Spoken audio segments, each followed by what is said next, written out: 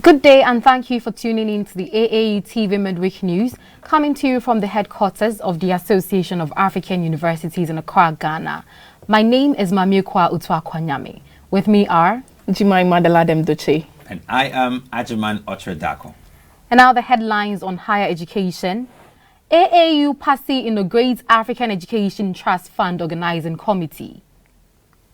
And also universities act to address students' mental health issues. And in our health news, men with high levels of body fat may be at risk for osteoporosis. And again, scientists developing contraceptive that stops sperm in its track. Stay with us as we unfold the stories in detail after this short break.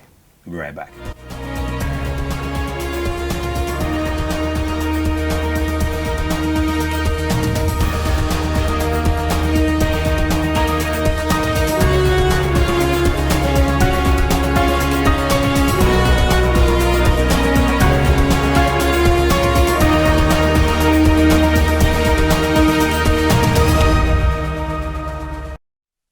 Welcome back from the break, and now the news in detail. The Association of African Universities, the Pan-African Chamber of Commerce and Industry, and the African Private Sector have inaugurated a committee to establish an African Education Trust Fund. The committee comprises eminent African scholars, business executives, some representatives of African institutions, an Indian former vice-chancellor of an Eastern African university, and 2 senior advisors. The Association of African Universities, AAU, Africa's apex higher education body, with a membership of over 400 universities across the continent, and the Pan-African Chamber of Commerce and Industry, PACCI, representing the collective interest of chambers of commerce and industry and the business community in Africa, signed a strategic partnership agreement in March 2021 to promote deeper discourse on improving academia-private sector relationships on the continent. The ultimate goal of the agreement is to expand cooperation towards the integration of Africa through education, trade, and investment under regional economic communities, RECs, and the African Continental Free Trade Area, AFCFTA. In this partnership agreement, the parties agreed to launch a special African Educational Trust Fund, AETF, to raise funds to develop and strengthen a resilient Africa education system that produces the right skill sets required to transform the continent into an economic powerhouse through human capacity development, academic scholarship, development of responsive curricula in all disciplines, and infrastructural development in African higher education and technical and vocational education and training (TVET) systems. The African Education Trust Fund is one of the several tenets of the Association of African Universities and the Pan-African Chamber of Commerce and Industry Agreement that is being lifted by the African Private Sector Summit, APSS, for actualization.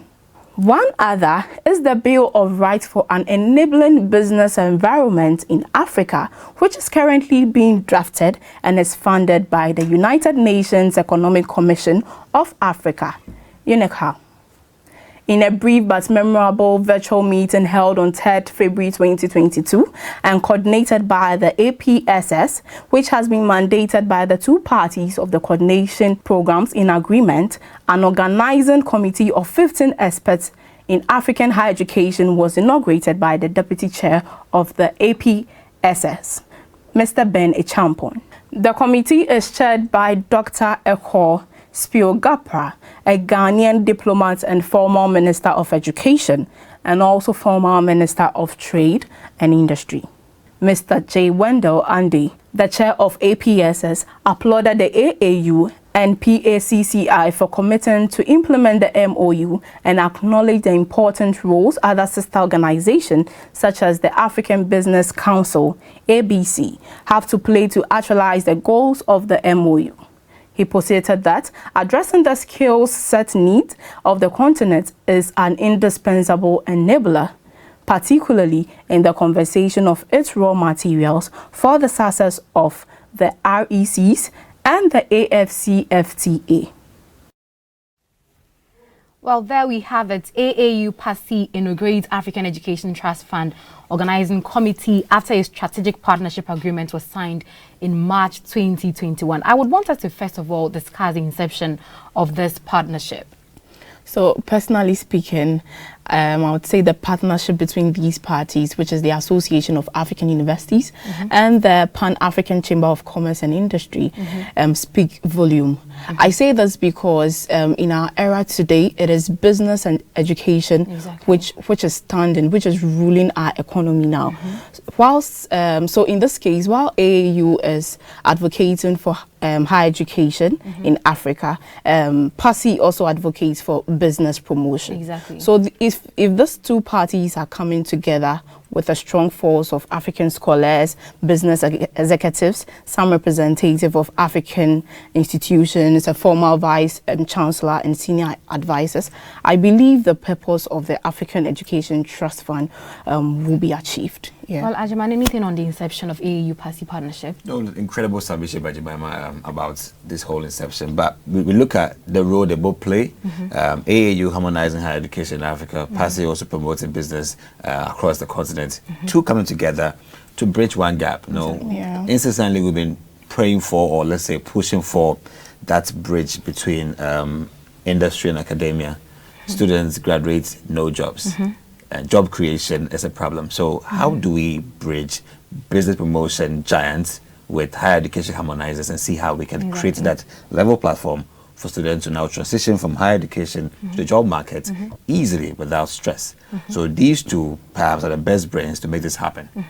Now, I think we should also talk about this one thing that probably anyone listening to us is asking themselves, which is the purpose of this Education Trust Fund. What does it seek to achieve? You know, the African Education Trust Fund is at a minute of age. We've tried to have a fund that would solve, or let's say close all the loopholes of higher education in Africa. Believe me, when we sit here to talk about the nuances, or let's say the potholes in our education in Africa, there's a whole lot. We don't have the right infrastructure capacity. We don't have the right human resource capacity. We don't have the right curricula, which is quite robust and very innovative. We don't have the skill sets. So all of these lapses are there that we see. The gaps are very huge. Now we need funds, lots of them, to invest in our education in Africa so we can transform ourselves to that multi-million-dollar education system that we want. And that is why this AETF has been created, so we can raise funds all across the world to support, create a much more advanced learning environment in Africa, so we can have the right skill set, have the right human resource capacity, infrastructure capacity, we can grow in it, R&D, we can grow in it, and all these things will be done if the fund is available. Okay, Jemima? Yeah, I must say that the parties involved in this establishment of the African Education Trust Fund, that is the AAU and the PACCI, you know, and also the African private sector, which is the APSS. I think they've come to a realization that there are weak links in and between our educational system and our economic system. So I believe the purpose of this initiative is to solely focus on building a strong African education system to provide students with the right skills which will translate into our economic development. Okay, thank you very much for that great submission. And I think I'd also finally want us to talk about the organizing committee, which is currently chaired by I think I should just leave it to you guys. Let's throw more light on the chairman. You know, so I mean, I would say it's the right chairman that we have for this committee. Because, who is this chairman? So he's Dr. Otuakua. Okay. He's been doing this for some time now. When he was former Minister for Education, also former Minister for Trade and Industry in Ghana, he was also the spearheading the Ghana Education Trust Fund. So if it's about trust funds, then he's been there before. The fund in Ghana rose about $5 billion. You know, that's his kind of credibility and integrity that he holds, that he can also rise to the level of the African face and raise funds for an African Education Trust Fund. So I think he has the track record, very credible, and then we look forward to more successful fundraising. So you're basically saying he's the right man for the job? Perfectly, you know, who else? I'm going to hold you up to this. Okay, Agyemang, over to you. In our second higher education story, Kenya's University of Nairobi has resolved to start hiring its needy students for contractual jobs as a way of reducing depression brought about by financial challenges at the institution. Vice-Chancellor of the University of Nairobi, Prof. Stephen Kaima, said the Dean of Students and the Career Office have been charged to identify deserving students to be given the jobs while still undertaking their studies. He said empowering their students with jobs that they can do for a small pay made more sense than giving the jobs to outsiders. Speaking to Taika during an unaware walk by University of Nairobi students and their Mount Kenya University counterparts dubbed 03, which was organized by UNESCO over the weekend. Prof. Kaima said depression at the university that has led to suicide and other ills was an issue of concern that needs immediate solution. He said student leaders and deans in all universities need to raise their awareness levels to monitor and help students in the red zone due to mental health issues. Depression among university students is a concern that has led to not only suicide but also unplanned pregnancies, HIV/AIDS, school dropouts, among others. We need a collaborative effort with stakeholders to help our students who are sinking into depression each day, he said. Mount Kenyan University Vice-Chancellor, Prof. Doratus Jakani, said student leaders and school clinics have to deal with depression cases among the students each day, making it a matter of great apprehension. He said through stakeholder participation, talks on agenda-based violence, sexual and reproductive health, and rights and mental health, which triggers depression, will be mainstreamed in the school as a core curriculum activity. The Vice-Chancellor said the students were feeling the heat of a bad economy and, if not well guided, risk contracting HIV/AIDS and getting unplanned pregnancies. Depression and mental health illness is a concern in almost all the universities. Many students are suffering in silence, and that is why we need to speak about it more, so that they can come up and share their experiences to get helped, said Prof. UNESCO Regional Director of Eastern Africa, Prof. Herbert Jensen, said the program aims to bring on board universities in managing the mental aspects of their students. From the University of Rwanda, and I must say that I am actually very happy that for once the issue of mental health is being addressed in a university in Africa. But I'd want us to discuss some of the mental health issues that can arise from various universities. Okay, so first of all, I would say the issue of mental health in the academic arena hasn't gotten the attention that it needs, especially in the African education sector. So according to Dr. Jackie Ayers, Director of Mental Health Service at the University of Florida, she says that some of the most common mental health problems we see on our campuses these days are depression, stress, anxiety, disorders, and then others. And you know, I couldn't agree less with her, because these mental issues are likely linked to finances, examination, peer pressure, to engage in social vices, and then others. And I would say there was an instance in Legon, there was an instance way back in 2014 here in Ghana, where a level 100 students from the University of Education, Winneba, had to commit suicide because he failed examination. You know, with all these things happening to our students, and even when you talk to them, the words they bring out, you know, that's depression in them, you know, should be looked at, because I feel it's a problem that needs more attention.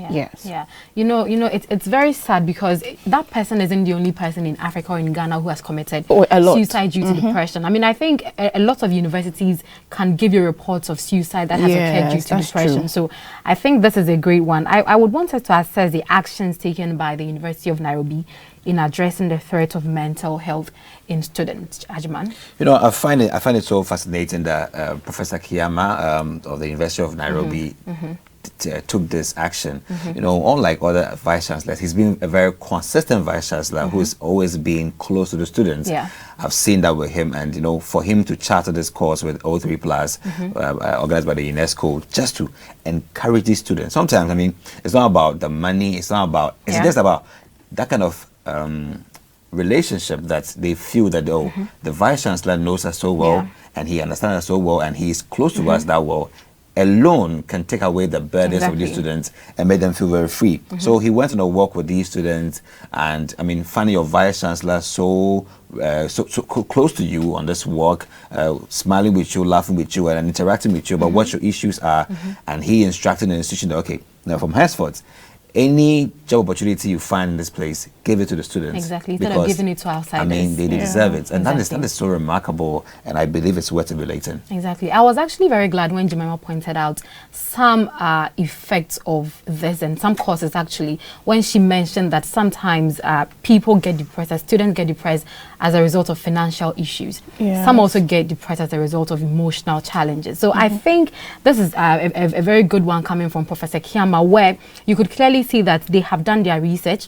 They've been able to identify that these are the things that affect students, and therefore they've geared all the solutions towards it. Because when it comes to financial challenges, you can see that they are hiring needy students who need it. When it comes to addressing emotional challenges, they are about to start a stakeholder participation talks on gender-based violence, sexual and reproductive health. I think this is just a great one coming from the University of Nairobi, and kudos to them. Now, health news is up next.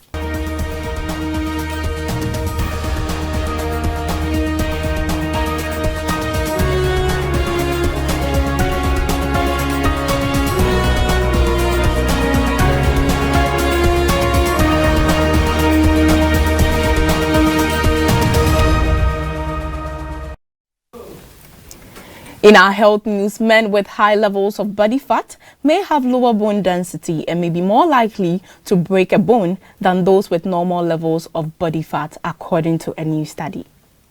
Men with high levels of body fat have lower bone density and may be more likely to break a bone than those with normal levels of body fat, according to a new study. Most studies have shown positive or neutral effects of body fat mass, the weight of fat in your body on the bone health.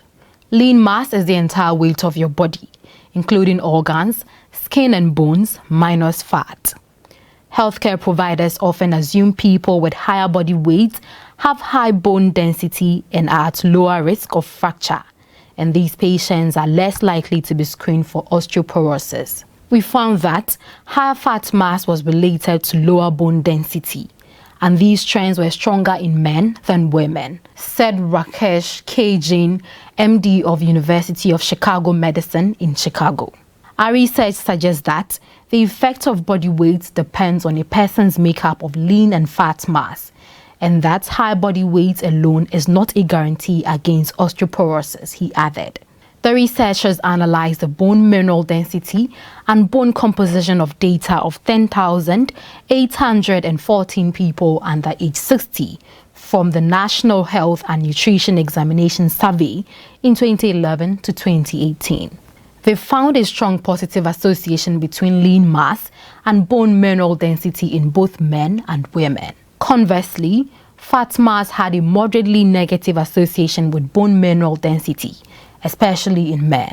Healthcare providers should consider osteoporosis screening for patients with higher body weight, especially if they have other risk factors like older age, previous fracture, family history, or steroid use, Jane said. So that is an interesting one, where we have men with high levels of body fat being at risk for osteoporosis.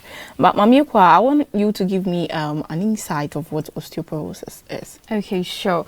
So basically, osteoporosis is a medical condition that affects the bones, and when that happens, it causes it to lose strength and density. So this basically occurs as a result of hormonal changes and deficiency in calcium and vitamin D. And I must also add that anyone who is suffering from osteoporosis is at a higher risk of fracture even when they are having normal daily activities or exercises and even from true. walking. So I think basically that's what I have. Okay, Agyemang, would you like to add something? Yeah, you know, Lydia Maame Akua has made a very important statement about osteoporosis. And, you know, I would just want to add a little bit to what she said in regards to the fact that there are two kinds of it, you know, the primary and the secondary. Okay. Primary-wise is when you are beyond the age of 30, you are at a high risk of getting osteoporosis because there's a cell tissue called the osteoclast, which is supposed to remove bone surface tissue. Okay. And we have the osteoblast, which is supposed to remake or let's say strengthen your bones.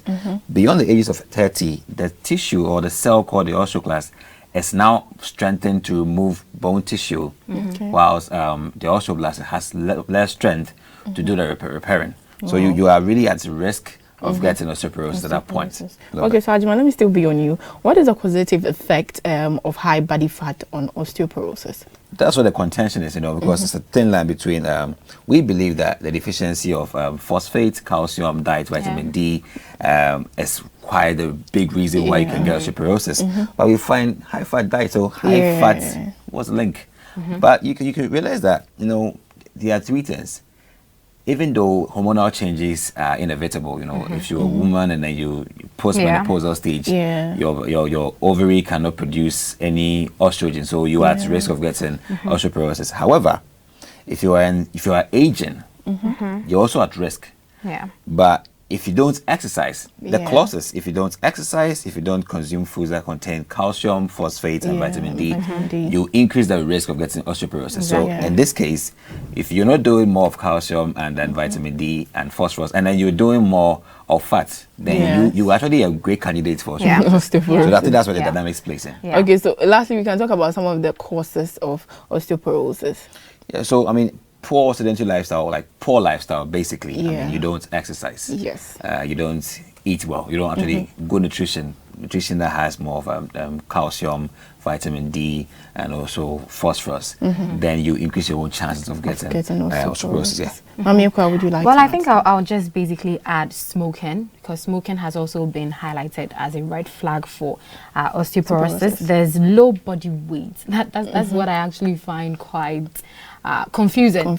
Yeah. Anyways, yes, but there's that, and then there's bad nutrition. So taking food that doesn't have calcium, doesn't have vitamin D, and other nutrients in it. Age is also a factor. Menopause is equally a factor. I think Maame Akua's point about the low body weight. You know, the biggest effect of osteoporosis is that, you know, your bone typically has two sides. The compact bone and also the spongy bone. Spongy bone is that part of the bone where you can suck it. If you chew the meat in the bone, it's a part you can suck some liquid. That is the spongy part. Now, when osteoporosis is trying to just succeed in you, it creates bigger holes in your spongy bone, and then you have your compact bone well defaced. So you have your bone, let's say at this width, shrinking to this point. That makes it very easy to break. Unlike a normal bone where it is quite huge at this stage. So then you had reduced into very little. I mean, you've reduced in weight. That makes your bones also equally reduced. So you're like a walking skeleton. Anything can just bring you down. Okay. Scientists at the University of North Carolina at Chapel Hill are using the precision targeting of monoclonal antibodies for a new type of female contraception. Scientists at the University of North Carolina at Chapel Hill are using the precision targeting of monoclonal antibodies for a new type of female contraception. Monoclonal antibodies are known for their ability to fight off evading germs and are used to treat and prevent everything from cancer to COVID-19. Scientists are now looking at a new mission of antibodies, immobilizing sperm before it can reach an egg.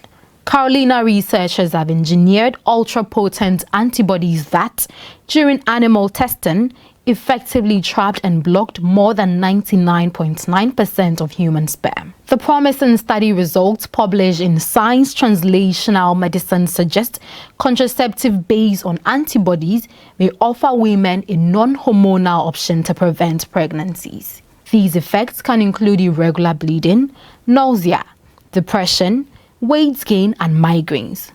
And for some women, estrogen-based hormonal contraception can be harmful.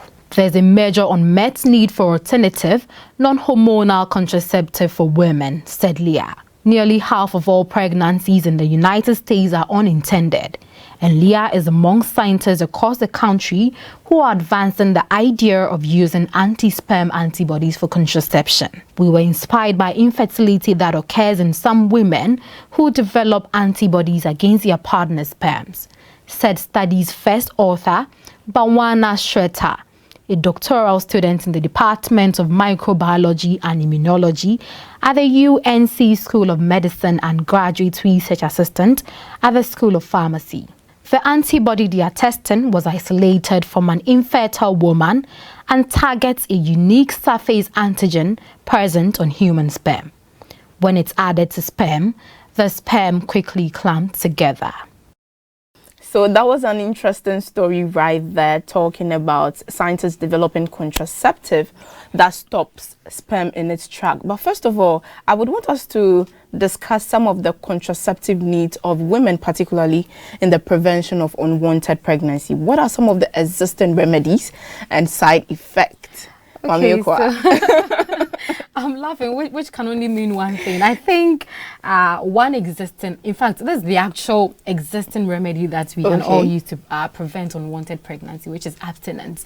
But since our viewers would not listen to us, I think I'll talk about pills. Yeah. I'll talk about pills, contraceptives. We all know a lot of women out there use contraceptives a lot. That's true. And it has serious side effects, right from distorting your menstrual cycle. Yeah. Sometimes people take it and they have menstrual disorders. They are not able to menstruate for 1, 2, 3 months because of the as a result of taking in the pills. Effect, I think it also has, I don't know if it's scientifically proven, but I've heard that it also has effects on the womb of a woman. That is as a result of taking in the contraceptives. I think that's what I'll talk about and leave the rest to Agyemang. You know, Lydia just shared some sentiments over here.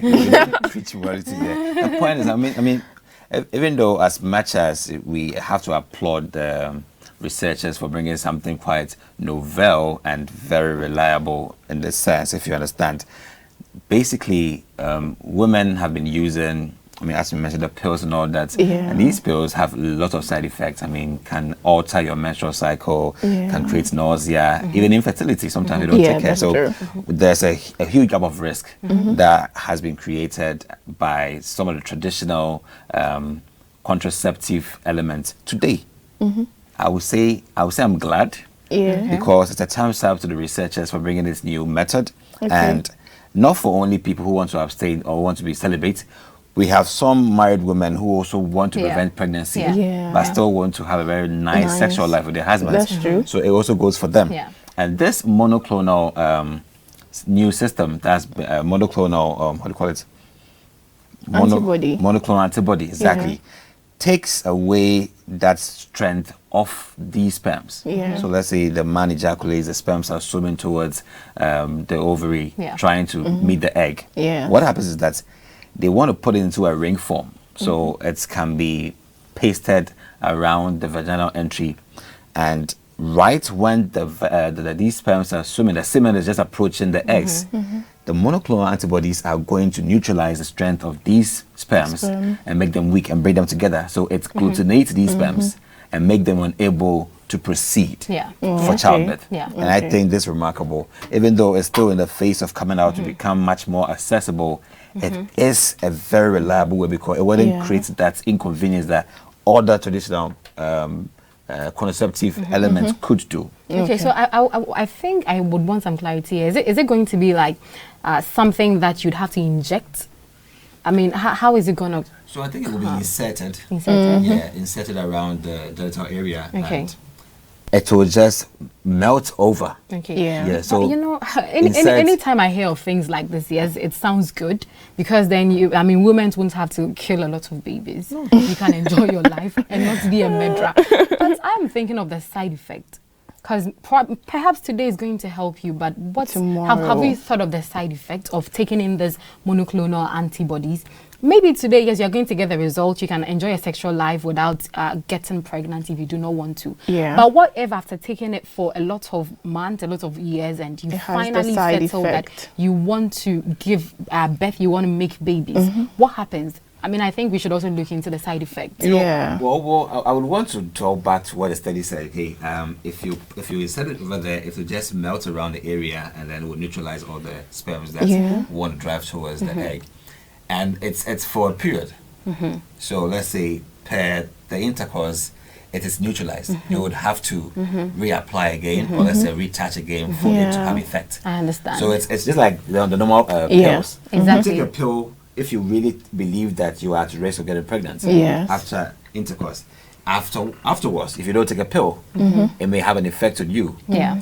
Perhaps. So in this case, we're waiting for more insights from the researchers about how long it will last, how long the effect will be, and if you now want to stop, will there still be a residue of effect, or let's say it will still be okay? Exactly, because you know there are people who have taken in contraceptives and now they wish to not take it, but they are suffering from the consequences. I think that is where my sentiments are coming from. I'll leave that to you guys. That is all for the news, and in wrapping up, let's take a quick recap of our headlines. On higher education, AAU-PACCI inaugurates African Education Trust Fund Organizing Committee. And also, universities act to address student mental health issues. In our health news, men with high levels of body fat may be at risk for osteoporosis. And again, scientists developing contraceptive that stops sperm in its tracks. And now, thank you very much for staying with AAU TV. My name is Maame Akua Otuakua. And I am Jemima, Deladem, Dotsey. My name is Agyemang, and thank you for your time as we inform and transform on AAU TV News. Bye.